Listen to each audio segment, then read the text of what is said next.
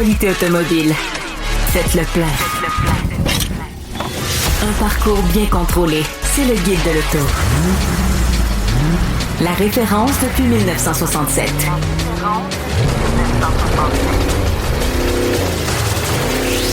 Le Guide de l'auto.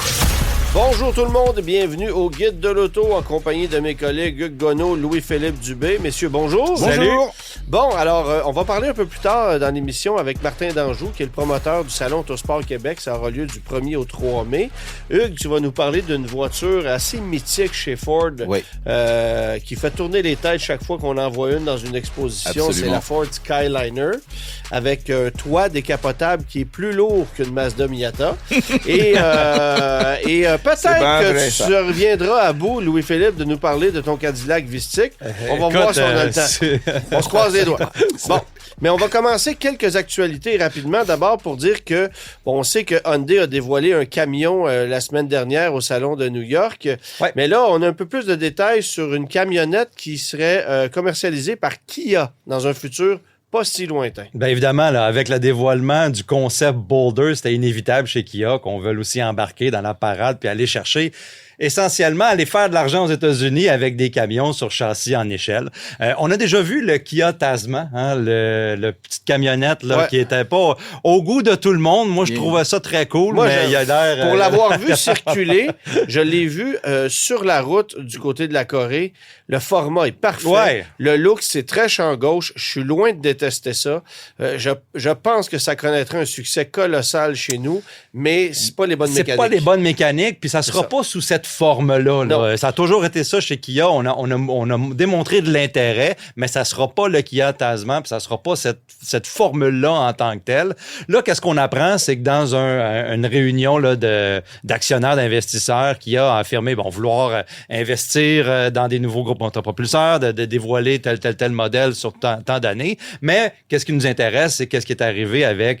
qu'est-ce qui va arriver finalement avec cette éventuelle camionnette-là. Au début, on voulait que ça soit un véhicule entièrement électrique. Évidemment, on va aller chercher aux États-Unis une clientèle qui est payante. Ça sera pas un véhicule entièrement électrique comme on le pensait, mais on va proposer des modèles hybrides et un modèle hybride qui est essentiellement un véhicule électrique avec un prolongateur d'autonomie. C'est ça qu'on parle en ce moment pour cette petite camionnette-là, qui sera pas nécessairement petite dans le marché nord-américain, mais c'est essentiellement qu'est-ce qu'on sait. Puis le design va être probablement plus adapté là, à l'Amérique du Nord, un peu plus robuste, puis évidemment avec un catalogue d'options exceptionnel et un prix qui va aller avec. Ouais. Bon. Volkswagen, maintenant, le ID4, on sait que c'est un sérieux problème. Il n'y a pas de modèle 2026 chez les concessionnaires encore. Ça n'arrivera pas. Ouais. Il n'y en aura pas pour le marché nord-américain parce qu'il y a encore des stocks de 25.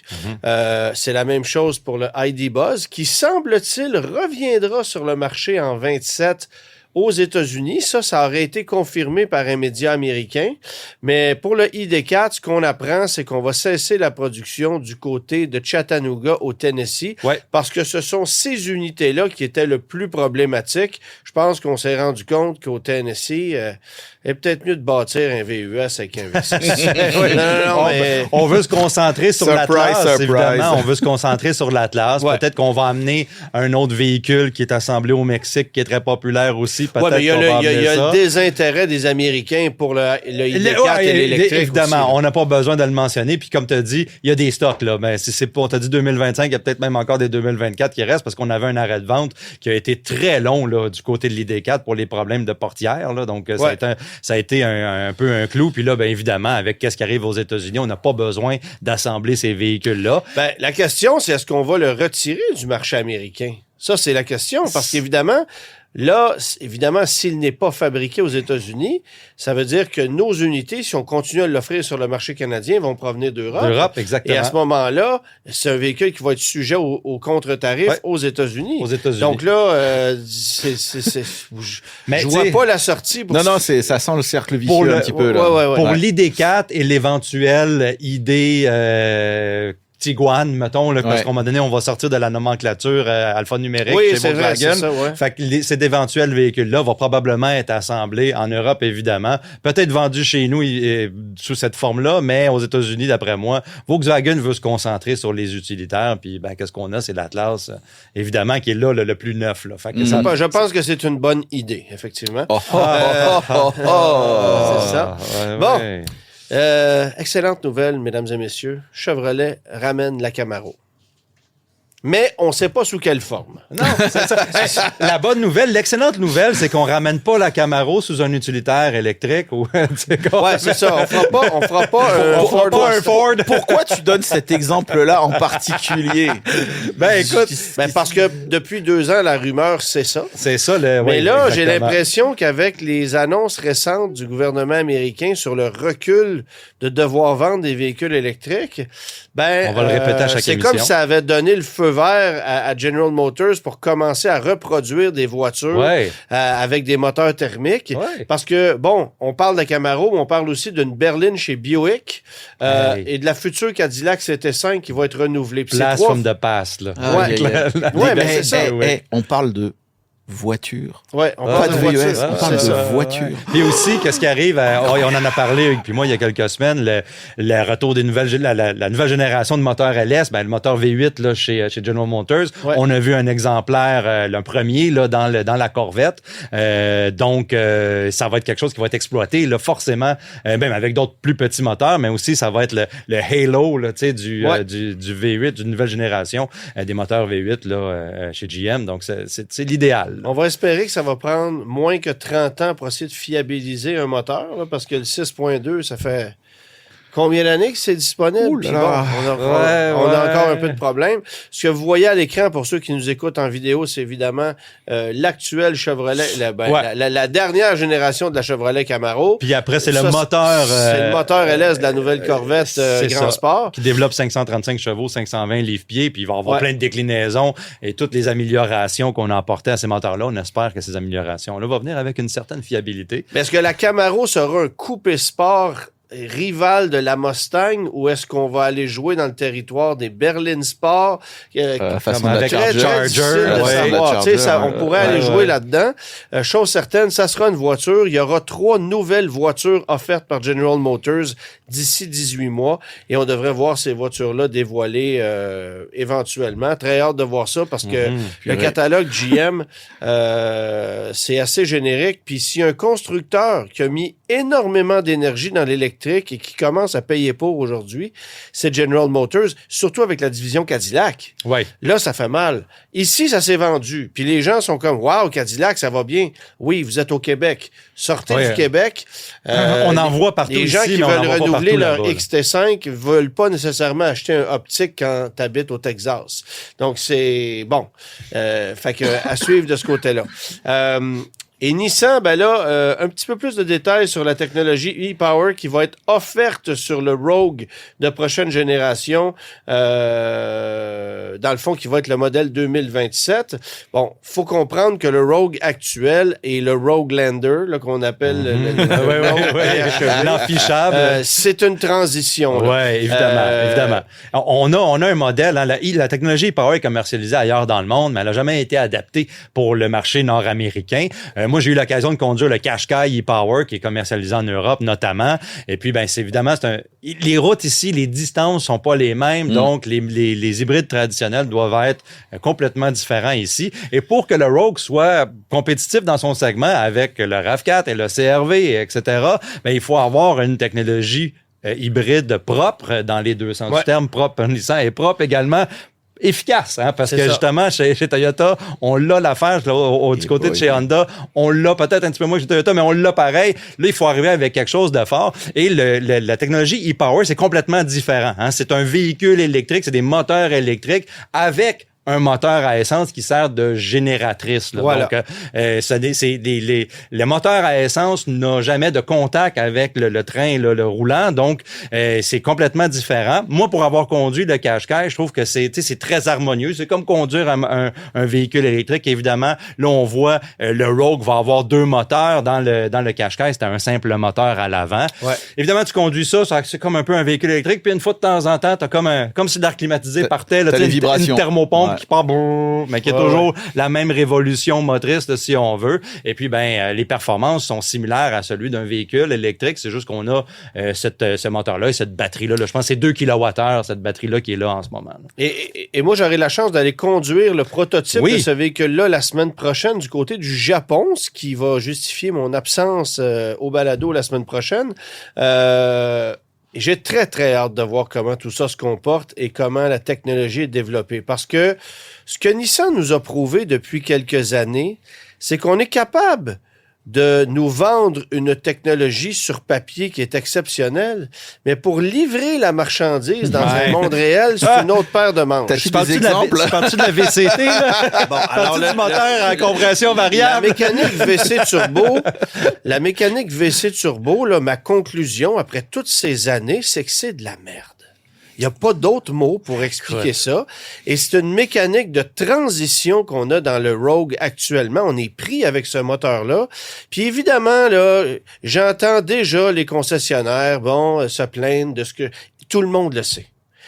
Les vendeurs, les propriétaires de concessionnaires, les consommateurs qui réalisent bien qu'il n'y a pas d'économie d'essence à faire et que ça va mal. Il y a trop de pièces motrices dans ce moteur-là. Le problème de fiabilité, de chauffage dans l'habitacle. Aux États-Unis, il y a des recours collectifs parce qu'il y a trop de problèmes avec cette mécanique-là.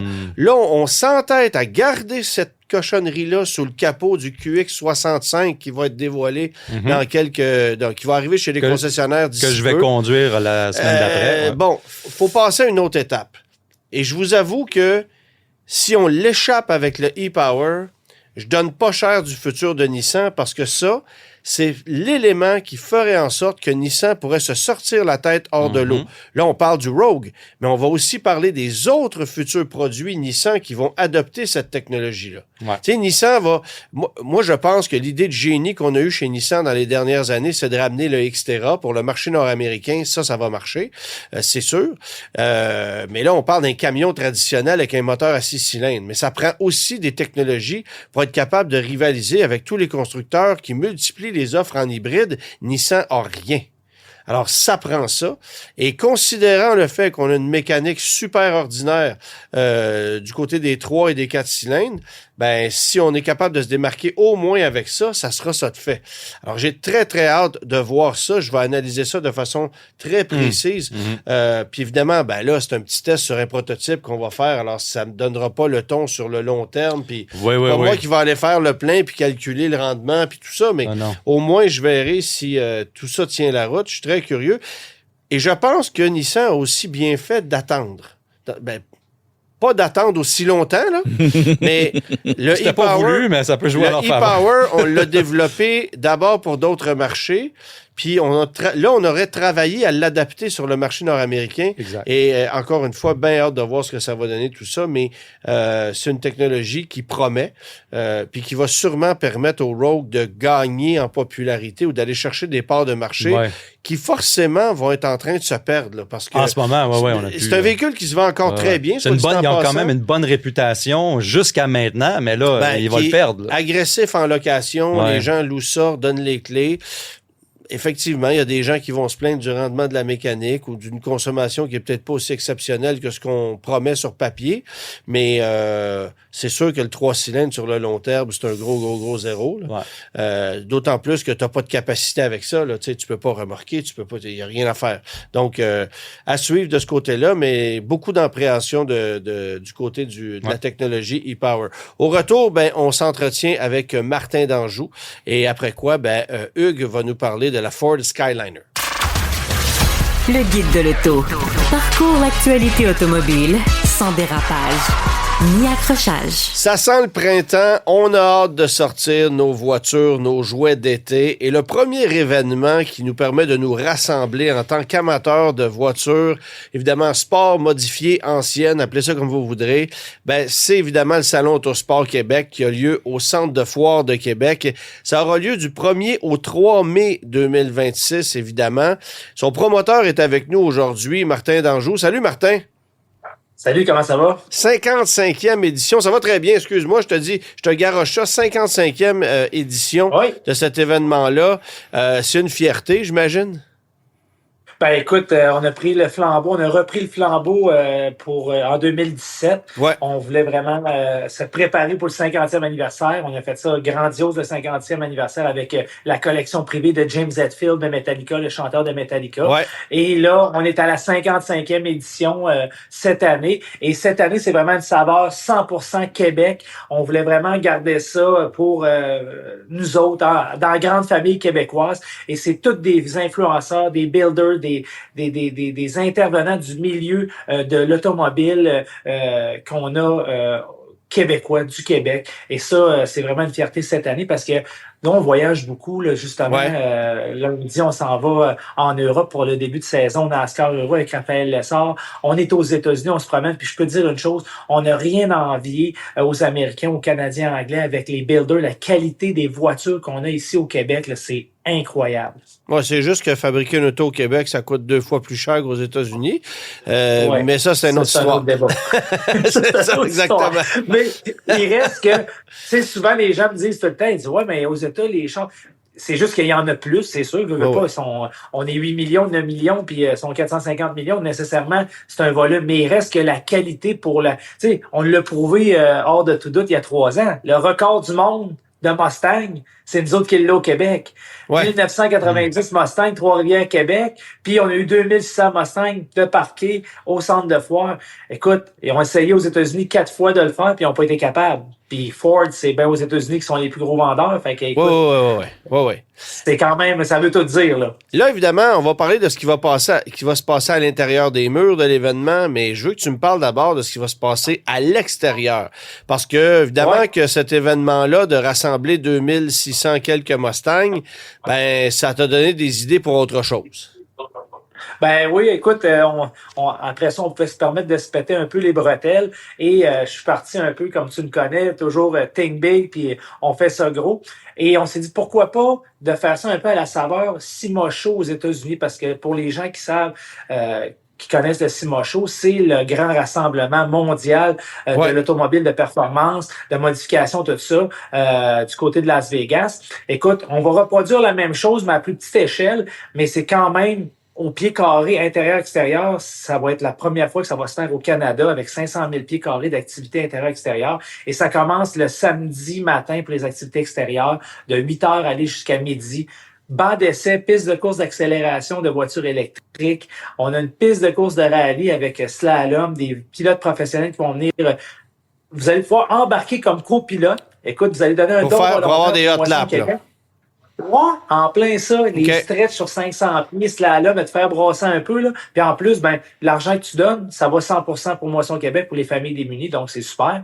Après ça, on va avoir des concours d'hommes forts, concours de scie à chaîne. On a des scies à chaîne modifiés avec des moteurs de motoneige. Écoute. OK.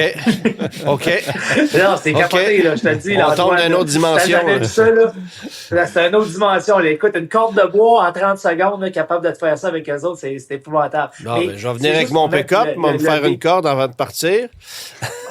Ouais, ben, je sais pas si c'est encore légal à Montréal de chauffer au bois, mais à Québec, ici, nous autres, il y a quelques restrictions. En tout cas, ça, c'est un autre débat. Mais il reste que on a amené des choses connexes. Exemple, Rodéo Mont-Saint-Onge va être là avec des rodéos mécaniques. Fait que, tu sais, on est allé chercher des activités un peu comme tu avais à l'époque avec Expo Québec, où c'est un grand rassemblement de col bleu, tu sais, les gens, c'est un show pour le peuple, tu sais, on veut vraiment mettre de l'ambiance là-dedans. On a des pit stops NASCAR Canada va être là avec des pilotes professionnels pour faire des arrêts au puits.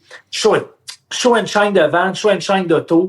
Après ça, on a notre gros tailgate pour Moisson Québec. Fait que ça, c'est important. Les gens qui veulent acheter leur billet, vous pouvez le faire maintenant. Autosportquebec.com pour 25 $. Vous allez avoir la bouffe gratuite d'inclus. Vous allez avoir toute l'expérience pour le tailgate et 100% des argents va s'en aller à Moisson Québec. Fait que l'objectif, c'est de ramasser 25 000 $ et on est déjà à 50% de notre objectif présentement. Donc, c'est vraiment le fun. Donc, ça, c'est samedi et dimanche. Et dimanche, la seule petite différence, vous avez toute cette animation-là. Et le dimanche, on a des off-road 4x4. Donc, le banc d'essai de rallye va se transformer en banc d'essai 4x4. Et là, on a amené des jerseys, des gros tires de l'odeur. Et là, on va faire un circuit, justement, et les gens vont pouvoir aussi embarquer dans les 4x4 pour essayer ça. Donc, tu sais, on veut vraiment faire quelque chose d'inclusif avec les gens. Vous allez pouvoir essayer la piste de drag, la piste de 4x4, la piste de rallye. Puis en plus, les gens, ceux qui vont vouloir venir aussi pour le Pit Stop NASCAR, on va avoir un volet pour monsieur, madame, tout le monde pour venir essayer ça. Donc, ça, là, c'est le fun. Tu fais pas juste regarder quelque chose. Tu deviens à part entière dans le show. C'est les mais gens là, qui je t'écoute, là, il va te rester du stationnement pour les visiteurs? Oui. Oui. Non, écoute, il n'y a pas de problème. On a tout le centre Vidéotron complet, le P9, A, B, l'autre côté, on a le P1. L'autre côté, on a Place Fleur de Lys avec tout le dépôt à neige, que finalement, il n'y a plus de neige là, donc c'est rendu un stationnement gratuit pour les gens. T'es-tu en train de me dire qu'il n'y a plus de neige à Québec? Non, tabarouette. Moi, je débarque de l'avion la semaine dernière. Ça faisait 5 mois, j'étais à Tampa Bay. Je débarque et j'arrive devant chez nous. 8 pieds de neige, le baie de neige en avant de chez nous. 8 pieds. Je peux dire, regarde, je te jure, là, bienvenue chez vous. Je vais me contrôler sur les mots que j'ai utilisés ce soir-là. Mais il reste que, écoute, on est à 3 semaines du show. On regarde dehors ici à Québec, puis on n'est pas vraiment dans le printemps, là. Oublie ça, c'est l'hiver qui se rallonge. Mais c'est quasiment une bonne affaire pour nous autres parce que je pense que dans 3 semaines, les gens vont être fébriles et les gens, je te le dis, ont besoin de faire quelque chose, de sortir dehors. Faut qu'il fasse un peu de chaleur parce que c'est pas évident pour tout le monde. Martin, pour moi, le Salon Autosport Québec, ça a toujours été où est-ce qu'on voyait les nouveaux commanditaires des pilotes, les voitures de course étaient dévoilées pour la saison essentiellement. À travers les années, là on parle 55 ans, mais à travers les dernières années, comment tu as vu un peu l'évolution de ça, la course automobile au Québec? Parce qu'on peut dire, pour utiliser le terme anglophone, là, c'est comme grassroots un peu. Toutes les gens arrivent avec présent de leur commanditaire, leur nouveau véhicule, etc. Est-ce que c'est toujours comme ça? À l'intérieur, il y a toujours une espèce de partie où est-ce que tout le monde arrive avec leur première voiture préparée, qui ont travaillé dessus pendant les 6 derniers mois, là. Écoute, c'est l'unique chance d'avoir un inventaire de voitures de sport motorisées, toutes séries confondues, flambant neuves, propres et belles, parce qu'on s'entend qu'après une course, souvent, nos séries, c'est rendu des derby de démolition pour millionnaires. C'est la seule fois qu'on va les voir propres comme ça, la seule et unique pour la les rappings flambant neufs, après ça, une course est terminée. Mais oui, écoute, ACT Québec va être là avec un kiosque pour dévoiler les nouvelles couleurs de plusieurs pilotes. NASCAR Canada, Challenge Canada avec la nouvelle série, avec les Z qui vont être là, avec Jacques Deshaies, avec Steve aussi. Ensuite de ça, on a toutes les sous-couches du Grand Prix de Trois-Rivières. On a quelques séries du Grand Prix de Trois-Rivières qui vont être là aussi. Braquette Super Tour, les courses d'accélération, courses de dirt avec l'autodrome Granby, Driver Performance. Fait on a vraiment tout le monde, des motoneiges. On a la gang de VTT aussi qui sont là. Fait que tout ce qui est du sport motorisé, là, pas juste dans l'automobile, mais vraiment dans toutes les sphères, on en a. Fait que c'est ça qui est le fun. Et on fait des dévoilements, des conférences de presse. Les pilotes vont être là, les Pit Stop NASCAR à l'extérieur. C'est ça qui est le fun. Les gens vont pouvoir venir voir les pilotes en action avec leur écurie, tout ça.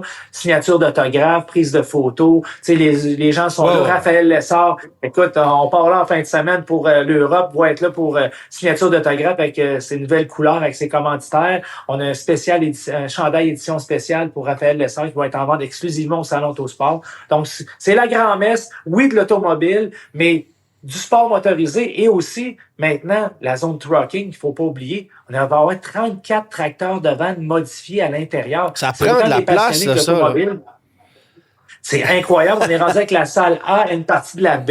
Écoute, c'est fou. Puis à chaque année, j'en refuse parce que je pourrais remplir un centre de foire au complet avec des ventes là, si je voudrais. Là, c'est capoté. On pourrait même faire un autre salon, mais là, à un moment donné, faut pas chialer. Là. Mais c'est pratique parce que quand les autos démarrent pas après une fin de semaine, tu peux y sortir avec ces camions-là, ça va super bien. Tu sais, le gars qui a laissé sa clé à Hunt la fin de semaine, que la batterie est finie, bon, c'est ça. Parce que il y a pas juste des camions, il y a aussi des voitures, tu as des thématiques, puis tu t'efforces de toujours amener des bagnoles qui sont différentes, des nouvelles constructions. Il y a des gens qui dévoilent des bolides là-bas. C'est quand même un facteur important, là. Ben oui, puis surtout avec le règlement qu'on a mis depuis qu'on l'a acheté en 2017, nous, année après année, tu peux pas ramener le même véhicule. Donc, exemple, tu es venu l'an dernier pour le concours, le Grade 8, le Top 8, les tonneaux service de pneus, ben tu peux pas venir l'année d'après. Parce qu'à un moment donné, il y a un respect du consommateur aussi. Tu sais, si le gars, année après année, vient tout le temps, puis c'est tout le temps le même inventaire, les mêmes voitures, ça sera pas le fun. Non. Et là, le niveau de compétition est tellement élevé pour le Grade 8. Hey, sérieusement, là, je pensais jamais. Cette année, on a 30 véhicules, des 20 par 20, on a eu 30 demandes de véhicules refaits à neuf qu'on n'aura jamais vu, là. C'est fou, là. J'ai jamais vu ça. D'habitude, 15, 20. 30 véhicules dans des 20 par 20 tapis, cordons, présentation spéciale, les miroirs, tout ça. Donc, ça veut dire que mission accomplie. En ayant notre règlement pour contrôler justement ça, l'inventaire, on se dit un jour, on va atteindre nos limites. C'est épouvantable au Québec, là. Il y a de l'inventaire, c'est incroyable. Et les builders de renom de partout au Québec sont là pour leur nouvelle présentation. Fait que c'est vraiment le début de la saison pour ces gars-là. Puis de la preuve d'avoir 30 cette année, ça, écoute, moi, je suis le premier surpris, c'est incroyable. C'est de la grosse qualité, là. C'est des véhicules là, de 500, 600, puis on en a 2 qui ont dépassé le million d'investissements, là. Quand même. L'année passée, je me souviens d'une voiture, entre autres, là, une Century qui avait été restaurée par Nest Custom, qui était champ gauche de ce à quoi on était habitué, mais une bagnole qui a fait la couverture des magazines, qui a été photographiée maintes et maintes fois. C'est le genre de truc, c'est que là, on va dévoiler des bagnoles qui sortent un peu de l'ordinaire, qu'on n'est pas nécessairement habitué de voir. On les a vus, les Corvette, Camaro, Challenger, là, il est temps de voir des nouveautés de ce genre-là. Puis c'est le fun de voir des gens aller exposer le fruit de leur labeur et de leurs investissements aussi, parce que ça vient avec beaucoup de sous. Mais il y a tout cet aspect-là qui est bien intéressant. Puis tu y vas par thématique aussi, hein. Selon les espaces réservés, tu y vas par thématique.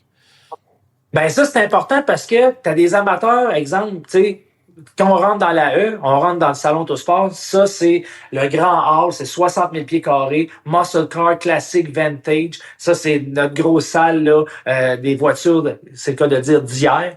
Et après ça, on s'en va dans la salle D. Là, c'est la zone, on a doublé le square feet. Ça, c'est fou, hein. C'est en 2017 qu'on a acheté ça, c'était 90 000 pieds carrés, donc il restait l'autre moitié du centre de foire. Là, on l'utilise au complet. Et il y avait quelques Honda Civic, les fameuses calottes à l'envers que les vieux disent, là, tu sais. Mais sans plus. Juste te dire, t'es rendu d'un vieux, là, en passant.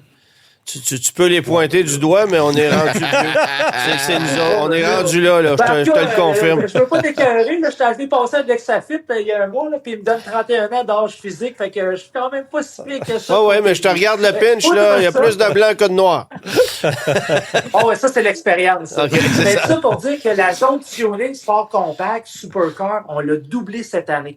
Et écoute ça, là. J'ai jamais eu autant de concessionnaires auto qui nous ont demandé de venir au salon Autosport pour faire des dévoilements de leurs véhicules sport. Exemple, Mustang, il l'a eu à Montréal, mais à Québec, on n'avait pas eu. Une Ford GTD. On va avoir une Ford GTD en présentation exclusive pour Québec. On va avoir une Ferrari hybride. Je pense que c'est la F90, je crois, la hybride, la nouvelle Ferrari hybride. Là. Une SF86, c'est une 296 Challenge aussi. En plus, tu sais, puis ça, on n'a pas ça ailleurs, là. Là, on l'a en exclusivité chez nous, là. Fait que c'est ça qui est le fun. C'est que là, c'est pas juste les builders de muscle car qu'on a. Là, c'est aussi des concessionnaires auto, des collectionneurs de voitures comme ça, haut de gamme, qui disent que là, le Salon Autosport de Québec s'est rendu leur vitrine à eux autres. On les avait pas avant, ces gens-là. Après ça, le sport motorisé, comme vous disiez d'entrée de jeu, que c'est année après année, on revient puis on grandit. Les tracteurs devant, en avant, il y avait pas leur place. Écoute, quand on a commencé ça, là, j'avais peine et misère à avoir 3 vannes. Cette année, j'ai eu 64 accepté 15 demandes. Je n'ai accepté 34. Fait que ça montre comment c'est rendu le Salon Autosport. C'est la vitrine de tout le monde. Là. Ben, puis ce que les gens réalisent pas, c'est que c'est l'ouverture vers la saison. C'est le premier événement de la saison. Et il y a des clubs qui vont aller se greffer à l'événement pour faire la promotion de leurs activités qui vont survenir tout au long de l'été. Alors, il y a ça aussi, il y a ça aussi qui arrive. Puis, je veux terminer avec ça. À Montréal, il y a eu moult essais pour recréer un événement de ce genre-là. Ça n'a pas fonctionné, là. Oui, à l'époque, à la place Bonaventure, il y a très longtemps, il y avait un show d'envergure de ce genre-là. John Cutty qui a essayé 3 ans. Mais ça n'a pas fonctionné. Tu sais, ça a été un échec, là. Oui, il y avait de la belle qualité là, mais personne n'y allait. Alors, tu sais. À Laval, Jason Labrosse a essayé à Laval, n'a pas été capable non plus. Ouais. Fait que, tu sais, qu'est-ce qui explique que la sauce pogne à Québec? Faut croire que le chef est pas pire. C'est tout le temps qu'on avait. Merci d'avoir été avec nous. Alors... Non, mais écoute, on va dire ce qu'on voudra. Tu sais, un événement rassembleur comme ça, il faut y croire. Et écoute, tu le sais, ça fait 6 mois qu'on est là-dessus, moi et ma conjointe Karine. Ouais. On appelle tout le monde. Tu sais, les gens y croient parce qu'année après année, on l'a fait évoluer. Ouais. Là, je me lance des fleurs parce que, bon, tu dis, le chef, bon, la sauce est bonne, le chef. Mais il reste que ça prend quand même un pôle au côté, quelqu'un qui va faire les téléphones, qui va oser faire des trucs. Écoute, quand on a osé d'amener la collection de James Hetfield de Metallica, là, je peux te dire que je faisais rire de moi au début, là, ben, voyons donc, d'Anjou, tu vas aller chercher la collection de James Hetfield à San Diego, tu vas ramener ça ici. Voyons donc, James Hetfield, ben, écoute, j'ai parlé à James, puis parlé à son impresario, puis parle au builder, puis, ah ouais, let's go, John Force, on amène John Force, après ça Larry Dixon, tu sais, après ça la gang de Ross Valley l'année passée, que tu l'aimes ou qu'on l'aime ou qu'on l'aime pas, le grand fouet Rasta là, le monde disait ouais, qu'est-ce que c'est ça, mais il y en a qui le connaissaient pas, mais ceux qui le connaissaient ont apprécié ça. Ouais, il était imposant. C'est la première fois qu'il venait. Ouais. C'est imposant, c'est la première fois qu'il venait dans un show au Québec, tout ça. Fait que, tu sais, c'est d'arriver avec ce genre d'invité-là, de oser faire ce que... Exemple, tu sais, au début, quand je suis arrivé avec les vannes, là, je me suis fait garrocher des roches. Voyons non, des vannes, c'est quoi le rapport? Ben, c'est autant des maniaques qui mettent du chrome sur le vannes qu'ils mettent sur leur char, c'est juste qu'il y a 6 roues. La même chose pour les motos, la même chose pour le volet extérieur. Quand j'ai amené les véhicules électriques il y a 2 ans, là, avec la piste de drague, là, hey, je peux te dire que les puristes, ouais, on a de l'électrique. C'est quoi, c'est les... Ben oui, mais à cette heure, regarde, tout le monde en demande, il va-tu avoir la piste de drague électrique? Les gens ont essayé ça, ils ont trippé. Donc, c'est d'oser, malgré vents et tempêtes, d'oser de faire des choses, puis d'avoir ta ligne conductrice. Puis là, aujourd'hui, on est rendu à la 55e édition, puis tout le monde a adhéré au concept. Puis on n'a jamais eu autant de demandes que ça. Hey, Antoine, on a créé l'événement Facebook. Au moment où on se parle, on est rendu à 6500 personnes qui ont juste fait le geste de dire qu'ils ont confirmé leur présence, qu'ils allaient être là, tout ça. Tu sais, déjà ça, c'est incroyable. Puis d'avoir 750 demandes d'inscription, puis on en prend juste 350, ben ça prouve à quelque part qu'il y a une demande. Puis ça vient de partout au Québec. 60% des inscriptions cette année sont en dehors de la capitale nationale. Puis le show est à Québec. Ça fait que ça te montre que c'est rendu plus le Salon Autosport de Québec, mais le Salon Autosport Québec, la province. Ouais. 1er au 3 mai, au Centre de foire de Québec. Martin, merci d'avoir été avec nous. Puis c'est un rendez-vous, évidemment. On va se voir là durant le week-end, évidemment. Ben oui, toi, t'amènes ta caméra, tu vas être là. Ben oui. C'est ça qui est le fun, en plus. Ben oui, je vais venir faire mon petit... Girard va être là, Johan Leduc de Propulsion va être là. Tu sais, on a tout du monde de partout des sphères de l'automobile au Québec. Tu sais, comme tu disais au début, c'est le grand rassemblement. C'est tout le monde qui est là, puis on s'amuse, puis les gens viennent vous voir, puis c'est cool. Fait que autosportquebec.com, achetez vos billets en pré-vente pour éviter la ligne d'attente. L'an passé, le samedi, 2h15 pour faire la ligne. Là, tu t'aides pas, là. Avant de rentrer. Non, je t'aide pas. Achetez vos billets en ligne. Achetez vos billets en ligne. Scanner, ça prend 30 secondes de rentrer. OK. Scanner votre Merci, Martin. Salut, Martin. Salut. Le guide de l'auto. On ne sait pas s'il y aura une Ford Skyliner au prochain Salon Autosport Québec, mais c'est ton sujet de la semaine, Hugues, une bagnole qui est unique en son genre par sa conception. Au début des années 2000, le futur des cabriolets passait par le toit rigide rétractable. Cette technologie est aujourd'hui tombée en désamour, mais ce n'était pas la première tentative, loin de là. Ford l'avait déjà expérimenté dans les années 50, avec le même résultat et essentiellement pour les mêmes raisons. L'histoire est un éternel recommencement.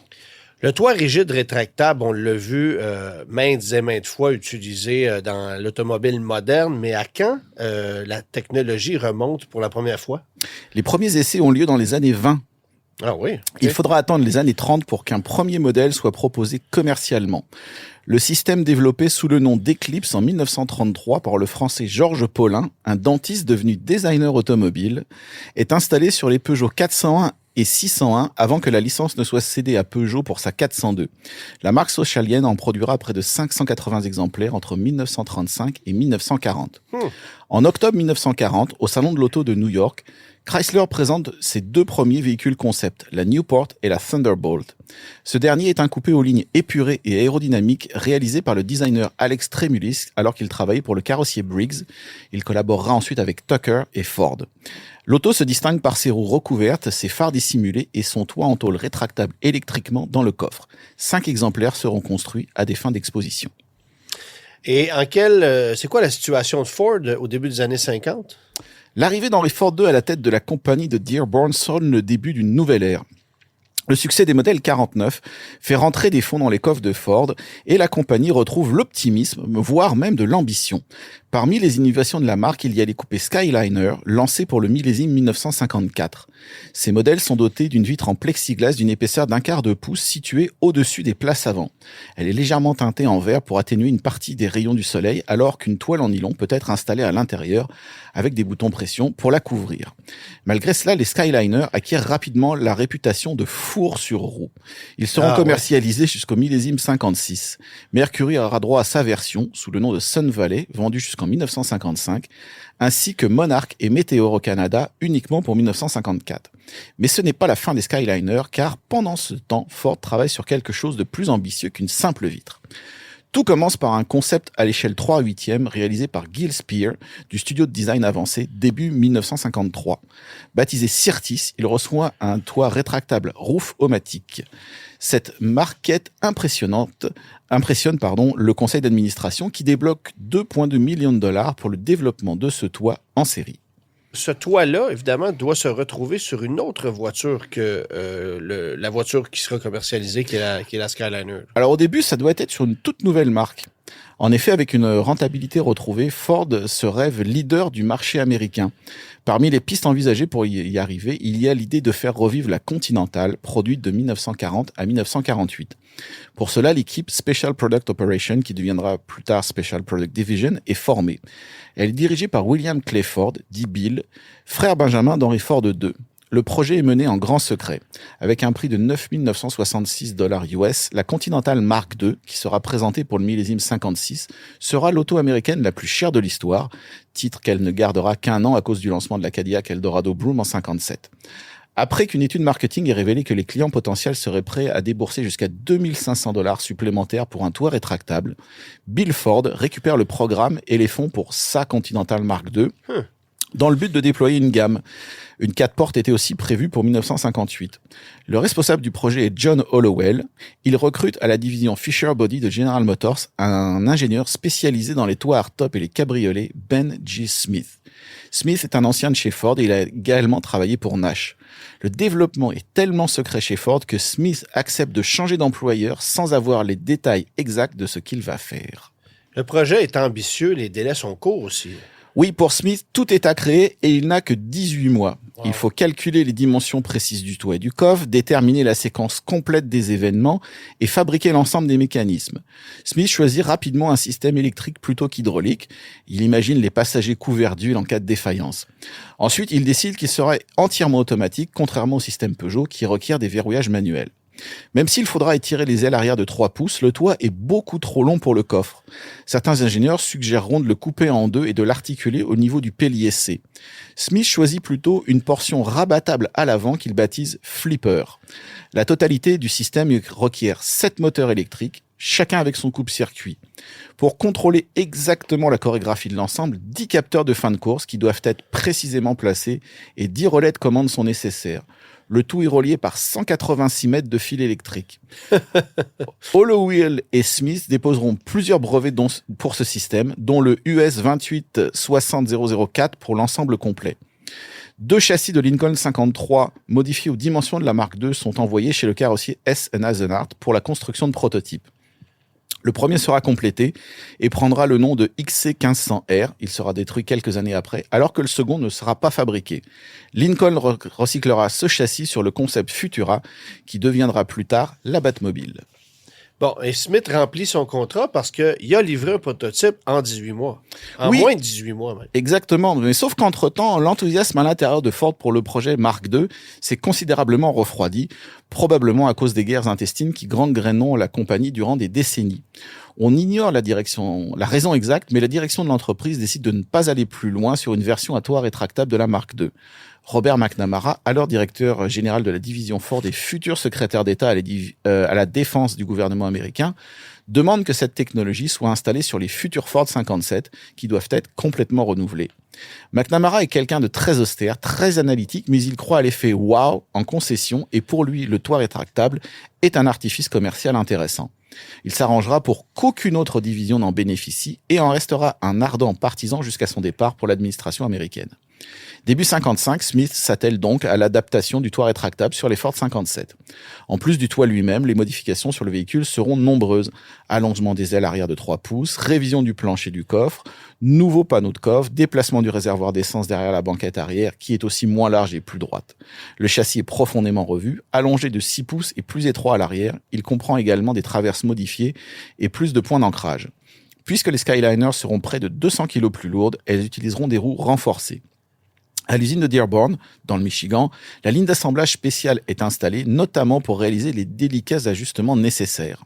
Après avoir envisagé de nommer le nouveau modèle Caprice, Idatop ou Télécoupe, les dirigeants de Ford choisissent finalement Skyliner, un nom déjà connu de la clientèle et bien en ligne avec les cabriolets conventionnels de la marque, baptisés Sunliner. Elles seront vendues dans la série Fairlane 500, le haut de gamme de Ford. Et quand est-ce que le véhicule va être mis sur le marché officiellement? Alors, si les nouvelles Ford 57 sont présentées en octobre 56, les Skyliners seront montrés au public en décembre 56 au Salon de l'Auto de New York et n'arriveront en concession qu'en avril 57. Plus lourdes, elles n'ont logiquement pas accès aux 6 cylindres de base. Les moteurs disponibles sont le 260 pouces cubes de 190 chevaux, le 292 pouces cubes de 212 chevaux et le 312 pouces cubes de 245 ou 270 chevaux. Dans de très très rares cas, les clients ont coché l'option code F qui donne droit à un 312 pouces cubes à compresseur McCulloch bon pour 300 chevaux. 3 boîtes de vitesse sont proposées, une manuelle à 3 rapports avec ou sans overdrive et une automatique Fordomatic. Si l'habitabilité reste bonne par rapport au Sunliner, il est impossible de ne pas remarquer la modeste capacité de chargement limitée à une simple boîte dans le centre du coffre à cause de la présence des différents actuateurs du toit. Ce sera le gros point faible de ces autos. Quant au toit, Ford annonce dans sa brochure qu'il se déploie entre 48 et 55 secondes. Bien qu'elle soit plus chère que les Sunliner et qu'elle n'ait bénéficié que d'une commercialisation sur un demi-millésime, les Skyliner réalisent des chiffres de vente satisfaisants, 20 766 exemplaires contre 77 728 Sunliner. Bon, le modèle va évoluer, mais la durée de vie ne sera pas très longue. Alors oui, effectivement, Ford continue l'aventure pour 1958. Comme d'accoutumé à l'époque, les autos reçoivent un léger restylage annuel, 44 phares, nouvelle décoration latérale, 4 feux arrière. L'offre mécanique est aussi changée, 292 pouces cubes de base développant 205 chevaux, puis un 332 pouces cubes de 240 ou 265 chevaux, et enfin un 352 pouces cubes de 300 chevaux. La boîte automatique Cruise-O-Matic à 3 rapports est ajoutée à la liste d'options, ainsi qu'une suspension modifiée. Complexe et chère, cette dernière ne sera disponible qu'un an. L'année 1958 est marquée par une récession économique et le marché dans son ensemble est frappé. La Skyliner est également touchée, 14 713 exemplaires contre 35 029 Sunliner. Peut-être que l'effet nouveauté est aussi en train de s'éroder. Pour leur 3e année de commercialisation, les Ford subissent des changements substantiels. Nouveau panneau de carrosserie, intérieur revu, suspension améliorée. Le toit est également retravaillé et fonctionne maintenant avec un moteur électrique de moins alors que le flipper est raccourci. En cours d'année modèle, Ford ajoute une nouvelle gamme au-dessus des Fairlane 500, la Galaxy. Les cabriolets Sunliner et Skyliner sont donc transférés vers cette série. Le choix des V8 évolue peu, 292 pouces cubes de 200 chevaux, 32 pouces cubes de 225 chevaux et 352 pouces cubes de 300 chevaux. Mais rien n'y fait, les Skyliner attirent de moins en moins l'attention des acheteurs. 12 915 exemplaires produits contre 45 868 Skyliner qui repart légèrement à la hausse. Ce n'est en tout cas pas à cause de la fiabilité de la technologie. Malgré sa complexité, le toit n'a fait l'objet d'aucun rappel et s'est montré remarquablement solide au cours des années. Bon, l'aventure va se finir de quelle façon?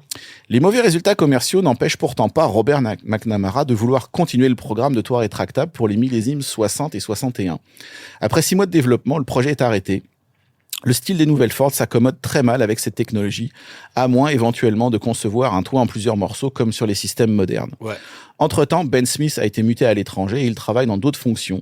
Pourtant, il ne perdra jamais l'intérêt sur les toits rétractables. Il dessinera en 1965 un système à commande manuelle pour la Mustang qui ne sera pas retenu. Après avoir pris sa retraite de Ford, il commercialisera dans les années 90 une cinquantaine de kits d'adaptation basés sur ses plans pour les Mustangs de première génération. Aujourd'hui, le toit rétractable des Skyliner reste encore une curiosité, comme tu l'as dit au début, et fait tourner les têtes dans toutes les expositions d'auto anciennes, juste ciel. Merci Hugues. Laissez faire votre clignotant. Entrez directement dans le guide de l'auto.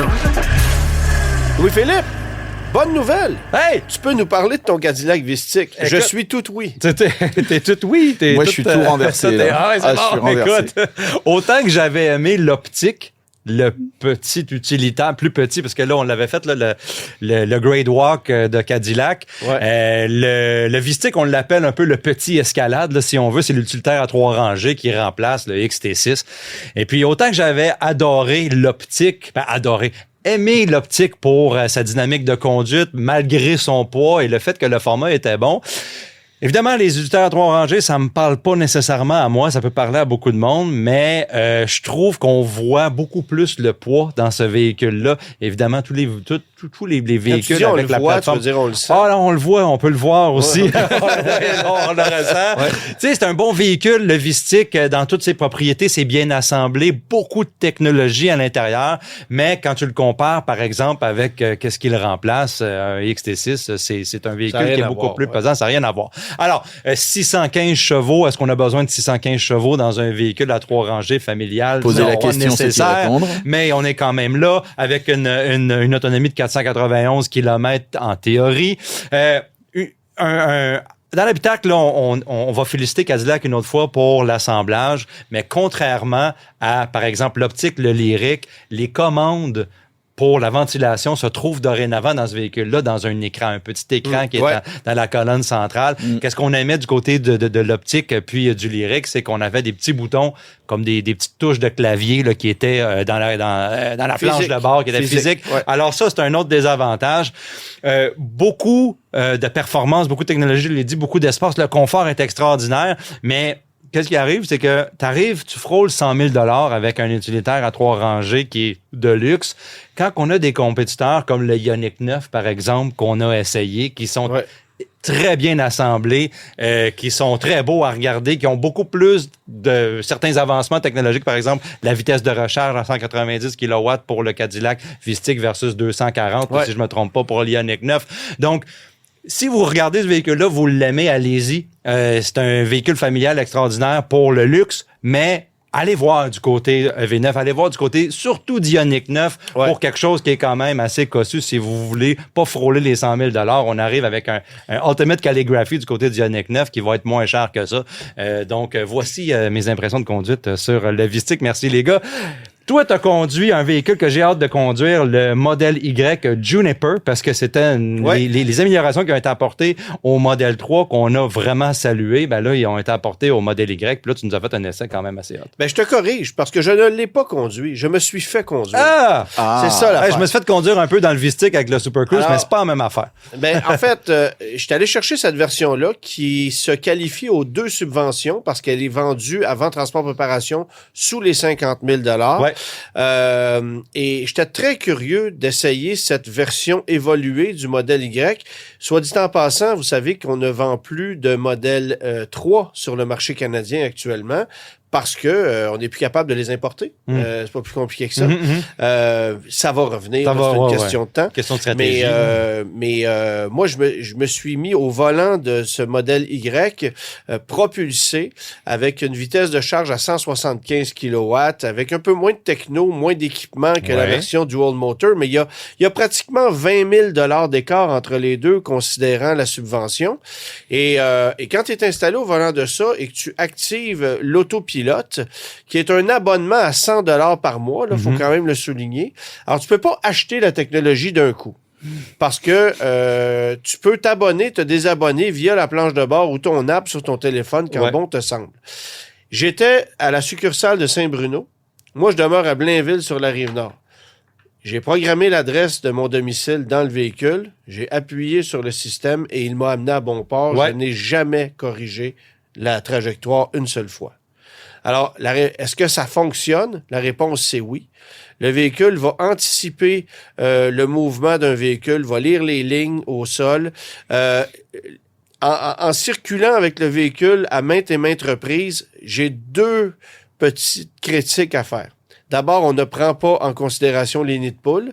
En bon français, on se garoche dedans. Alors ça, c'est un peu un problème. Mais la bonne nouvelle, c'est qu'au moins celui-là, il est en 18, il n'est pas en 19 ou en 20. Puis et l'autre truc, c'est que quand tu arrives à un feu de circulation, un feu vert, par exemple, mais qui clignote pour te donner la priorité, ben lui, il ne détecte pas que le feu clignote et il va ralentir pour laisser passer l'autre véhicule avant.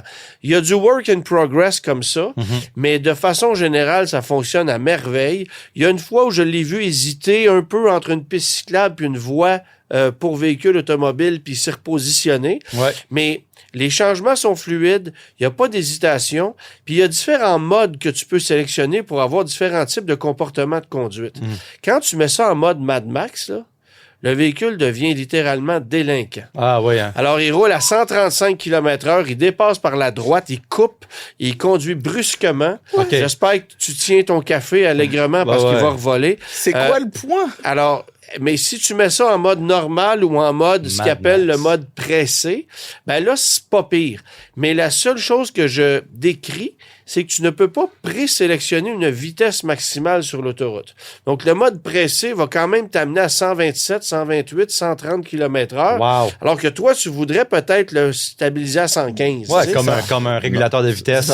Puis, tu as un mode, je me souviens pas du terme qu'on utilise, où là, on va suivre le code de la route, là. By the book. By the book, en ne dépassant jamais les vitesses. Là, ceux qui regardent la commande à l'écran, ben, le véhicule se stationne de lui-même, trouve un espace de stationnement, se place, tu ne touches jamais au volant. C'est vraiment très, très, très bien fait comme technologie. Et puis, au final, ben, vous allez avoir une machine qui vous conduit tout seul, mais en condition de payer le 100 $ par mois. Puis l'autre truc, c'est que ça consomme rien. 15-16 kWh par 100 km. Après ça, est-ce que c'est charmant comme véhicule? Ben non. C'est gris, noir, blanc, c'est générique comme design, ça manque de cachet à l'intérieur. Tu sais, tous les éléments qui permettent d'apporter un peu de chaleur à bord de la version Dual Motor, t'es pair dans ce modèle-là. Mais à moins de 50 000 $, en bénéficiant du réseau Supercharger, tout ça, tu sais, il y a quand même beaucoup d'avantages. C'est un téléphone intelligent sur roue. C'est un téléphone intelligent sur roue.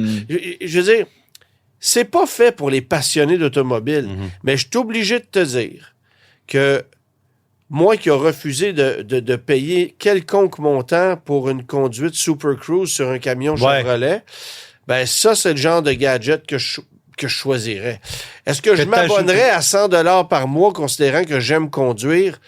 Peut-être pas, mais la vérité, c'est que si tu pars en road trip ou si tu sais que tu vas circuler beaucoup durant X période, ben tu peux t'abonner puis te désabonner, puis voilà. Fait que c'est quand même pas fou comme idée. C'est pas donné non plus. C'est quand même 100 $ par mois. C'est un bon paiement. Ben, les abonnements comme ça, là, c'est de plus en plus répandu. Tu vas pouvoir avoir des sièges chauffants en hiver, des sièges refroidissants en été, puis changer entre les deux. Là, ça passe pas. Là. Moi, Mais Mais grosso modo, là, après ça, tu reprends les commandes du véhicule. Ce que tu constates, c'est ce que j'avais constaté avec la Highland. Beaucoup plus solide, beaucoup plus nerveux, précis, pas de craquement. Ouais. Tu sais, le modèle Y, quand c'est sorti, c'était épouvantable, les craquements qu'il y avait là-dedans. Et maintenant, c'est sûr qu'il est plus confortable quand tu es assis à l'arrière aussi, parce que ça, c'est une bonne différence qu'on a vu dans la Highland. Là, quand un passager, dans un Uber, par exemple, là, c'est beaucoup plus confortable maintenant avec ces deux nouvelles générations. D'ailleurs, on commence à utiliser les modèles Y comme taxi, conduite autonome. Dans les grandes villes américaines. Mais c'est un véhicule qui est tellement mieux construit qu'avant, ça se compare pas. Ouais. Mais évidemment, tu vois la différence entre ça puis un modèle dual motor. D'abord, tout le design avant et arrière est différent. Les feux, les pare-chocs, le coffre, les phares avant, les bandes lumineuses, tout ça, c'est modifié. Il y a des couleurs de plus, évidemment, sur le dual motor. Mm-hmm. À l'intérieur, tu as des gadgets de plus. Truc que j'ai plus ou moins aimé, le siège, l'assise est très courte. Ouais. Alors, tu sais, moi, je suis pas si grand, là, je fais 5 pieds 10, avec une personne de 6 pieds et plus doit trouver ça passablement inconfortable. Puis il faut que tu ailles au modèle performance pour avoir des sièges qui sont un peu différents. L'autre truc, la lunette arrière, tu vois pas grand-chose parce que l'angle est très, très élancé, mais l'écran central te donne une caméra sur 360 degrés comme à peu près rien d'autre. Fait que, disons que ça te permet de pardonner. Il y a l'essentiel de tout ce que tu as besoin là-dedans. Le système audio, ça va. Tu sais, bon, j'ai vraiment pas grand-chose à dire. C'est pas un véhicule fait pour la passion automobile, mais la technologie qu'il y a là-dedans, je suis encore obligé de te dire que Tesla a un pas en avant de la compétition. Puis là, on l'offre à prix qui est très raisonnable. Évidemment que c'est propulsé, c'est pas 4 roues motrices, mais pour passer aux 4 roues motrices, c'est pratiquement, en fait, c'est plus de 20 000 $ de plus si tu considères les taxes, les taux de financement. Fait que il y a ça à prendre en considération. Moi, j'ai l'impression que cette version-là va se vendre pas mal plus en proportion au Québec en raison de son prix. Parce que tu as des avantages sur un modèle Y que tu ne retrouveras sur aucun autre véhicule électrique. Ouais. À savoir le réseau Supercharger, la conduite autonome qui est 1000 fois plus efficace que n'importe quoi d'autre sur le marché. Mais le réseau Supercharger, de plus en plus de constructeurs arrivent avec le port ENCS, ils sont quasiment rendus. Oui, mais tu es limité dans l'utilisation. C'est pas toutes les bornes Tesla que tu peux utiliser. Puis tu as quand même ta vitesse de charge, ton efficacité, tout se fait automatiquement. Tu te casses pas la tête, là. Ouais. Mais, puis, c'est ça qui est drôle, c'est qu'autant c'est un véhicule qui est intéressant quand tu te laisses conduire, mais autant, ils ont corrigé des trucs qui font en sorte que tu as envie de le conduire. Tu sais, avant, un Tesla Model Y, c'était juste désagréable à conduire. Là, tu as une direction précise, tu as une suspension qui fait pas mal plus la job. Là, tu vas me dire, tu avais des pneus de plus petite taille, ça aide, c'est sûr que oui. Mais tu sens le véhicule tellement plus solide que tu as plus le goût de le conduire qu'avant. Voilà. Terminé? Peut-être que dans 55 ans, tu nous feras une chronique de voitures anciennes sur le modèle Y. J'espère. Hein? J'espère encore être là à ce moment-là. Bon. Je ne veux pas être pessimiste, là, mais... merci tout le monde d'avoir été là et vous allez retrouver mes collègues la semaine prochaine. Moi, je serai de retour dans 2 semaines. Merci. Bonne semaine à tous. Salut, bye. Tous les épisodes du Guide de l'auto sont disponibles en podcast sur l'application et le site cube.ca.